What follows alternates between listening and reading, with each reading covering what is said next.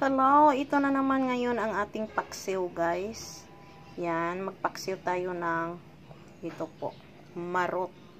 Yan, marot po ang ating ipaksiw. Yan, masarap po ito ang marot, guys. Yan, medyo katamtaman lang, hindi masyadong kalakihan yung marot natin. Yan, masarap ipaksiw po ito.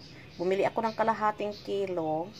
Yan, 60 pesos po ito, guys, dito sa Escalante. Mura lang dito ang isda na marot sa Escalante. Yan.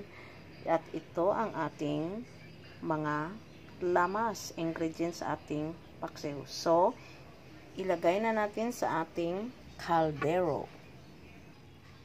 Yan. Ilagay na natin ating paksiw, guys, para sa ating lulutuin. Yan. Fresh na fresh po ito, guys. Preskang-preska po ang ating marot. Yan. Lagay na natin ang ating sibuyas, ating sili. Yan ang ating sili, ang ating luya. Yan. Na-miss ko ang lagyan natin ng bawang para mas mabango ang ating paksiw.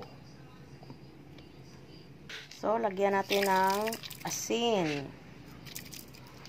Ang ating pangpalasa. Na bitsin po ang nabili ko. Hindi ako nakabili ng Magic Sarap.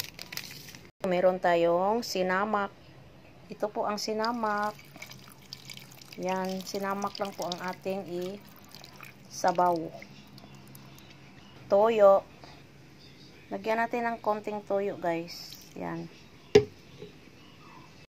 Lagyan natin ng konting mantika. Yan. So, tapan natin. At isalang na natin sa ating yan. Hintayin na lang natin. Yan, i-check natin, guys, ha. Yan, kumukulo na ang ating paksiw. Yan, kumukulo na siya. Malapit lang maluto. Hintayin na lang natin. Ayan, luto na po ang ating paksiw. Sarap po. Ayan, luto na, guys. Tikman natin.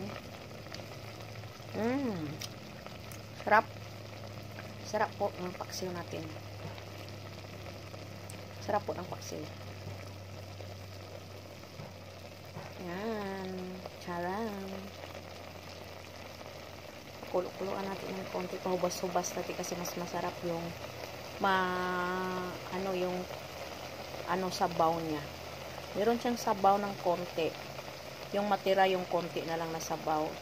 Sarap po. Sarap po ang paksiw natin ng marot. Yan. Thank you for watching, guys. Okay na ito. Bye-bye.